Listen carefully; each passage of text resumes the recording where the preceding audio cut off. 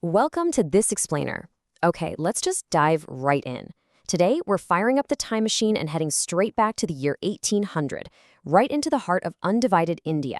And since we're diving into such an epic era, we're going to experience it through cinematic visuals. No boring flashcards here. We're going to explore a totally tech-free world to figure out exactly how people lived, worked, and honestly just survived, while massive empires clashed all around them. We're reconstructing a landscape that stretched all the way from Afghanistan to Myanmar, peeling back the historical layers to see the genuine, day-to-day reality of the time. To really wrap our heads around the scale of this era, we've got to start with the population. 170 million, or 17 crore. That was the entire population of this incredibly vast, undivided subcontinent.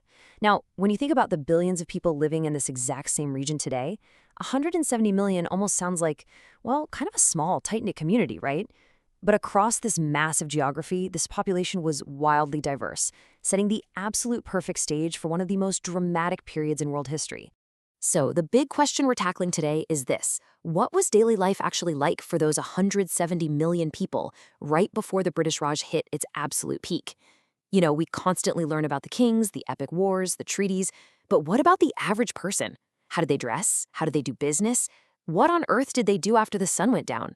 Let's zoom in from that grand macro scale right down to the human element. Section 1. The political landscape and British diplomacy. To understand their daily lives, we first need to set up the big picture political chessboard of the era. The political landscape in 1800 was, to put it mildly, super volatile.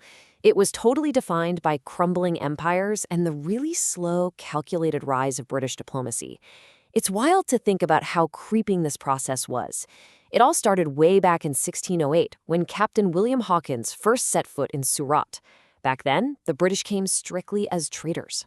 Fast forward to 1631, Shah Jahan is busy building the magnificent Taj Mahal, but quietly, in the background, the British are expanding their footprint. By the time we roll into the 18th century, the East India Company had pivoted from just trading to taking over immense political control. It was literally a patient, century-long game of strategy. At that time, India was basically dominated by two massive powers, the Mughal Empire and the Maratha Empire. The historical sources point out that initially the British were as insignificant as salt in tea compared to these giants. But they found and exploited one massive shared weakness: mutual hatred. Using some really cunning diplomacy, playing the kings against each other, and just waiting for the exact right moments to strike, over the course of 100 years, the British completely capitalized on this bitter rivalry to dismantle both empires. Section 2. The economic shift, from golden bird to crisis. With that geopolitical takeover came a massive, profound transformation in wealth. India was historically known as the golden bird because of its immense riches.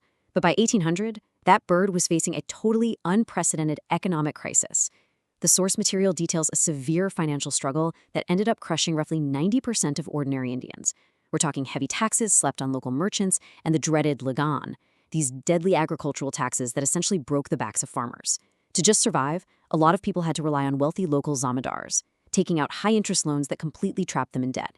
And for the folks who didn't farm, well, some were forced into grueling 16-hour shifts in East India Company factories. The end result of all this was a massive drain of wealth straight back to Britain. Though the sources do objectively note that a small percentage of opportunistic locals actually managed to profit immensely by aligning themselves with the new British rulers. Section 3. Villages and the barter system. Stepping away from the factories and those tax collectors, rural village life operated on a totally different logic, with a much, much slower pace. In the villages, everyday survival relied heavily on the barter system. If you're unfamiliar, this is basically the direct exchange of goods and services for other goods and services, completely bypassing the need for physical money. Since actual coinage was pretty scarce and poverty was widespread, local communities just figured out a way to ensure everyone's basic needs were met by relying heavily on each other. The exchange rates that kept these villages running are honestly fascinating. Picture this. You could trade 1 kilogram of paddy for 4 kilograms of sugar, or do an even swap, 5 kilos of wheat for 5 kilos of dal. A farmer growing grain could literally trade a month's supply of it for a month's supply of veggies from his neighbor. It was this highly localized, super practical economy that didn't need cash at all. It was just a tight-knit community built entirely on trust and mutual need. Section 4. Livelihood, simplicity, and clothing. So, what did these villagers actually do all day? What were they growing? Let's dive a bit deeper into the everyday sensory experience of the 1800s. Agriculture was the absolute backbone of the whole society. The primary crops were things like indigo, cotton, opium, wheat, and rice. But the crucial economic dynamic to understand here is this. Indian farmers were doing the backbreaking manual labor to grow these crops, but the British East India Company would swoop in, buy them up, and export them to foreign markets at incredibly high prices. That's what was fueling their international trade. When it came to everyday fashion, simplicity was absolutely the name of the game. Men primarily wore plain dhotis and gamchas, while the women wore saris. Kids, they'd often just run around in shorts. It was a very distinct, indigenous style, perfectly adapted to the hot climate. Western clothing, like shirts or early forms of trousers, was incredibly rare for the general population. It was pretty much exclusively worn by the wealthy, powerful zamindars who were interacting closely with the British. The daily rhythm of an ordinary Indian in 1800 followed a really clear, predictable pattern. Step 1, grueling manual labor out in the fields or in the factories all day long. Step 2, as evening fell, in a world with literally zero electricity, communities would gather under the dim light of oil lamps. They'd hold bhajans, kirtans, and satsangs, essentially coming together for spiritual music and community bonding. And step 3, with no telephones, no internet, no modern distractions, they simply went to sleep early and woke up at the crack of dawn to do it all over again. It really paints a picture of a peaceful, highly connected way of life. Section 5. Society, Caste, and Education. However, it definitely wasn't all just peaceful community living. Looking objectively at the social fabric of 1800, we see an incredibly rigid structure heavily dictated by the caste system. This was broadly divided into 4 main categories: Brahmin, Kshatriya, Vaishya, and Shudra. And this system wasn't just some social label, it strictly dictated what a person did for a living. For generations, families were entirely locked into specific roles. Washermen washed clothes, potters made vessels, barbers cut hair. The sources emphasize that this system led to severe, long-standing discrimination, particularly against Dalits and the lower castes. The historical record notes that the colonial powers totally recognized these deep societal fractures and they actively weaponized them. As the source material explicitly notes, quote, "The British adopted the divide and rule policy to disrupt Indian unity by further promoting casteism. They deliberately leaned into these divisions to prevent any sort of unified uprising, and it would take decades before reformers, most notably Dr. B.R. Ambedkar in the 20th century, would wage a massive historic battle against this centuries-old systemic discrimination." Education was another massive dividing line back then, and the statistics are honestly stark. Only about 10% of men and a mere 1% of women were formally literate. Think about that. Nearly 89% of the entire population had no formal education whatsoever. But, and this is a really vital takeaway here, a lack of formal education absolutely did not mean a lack of ability.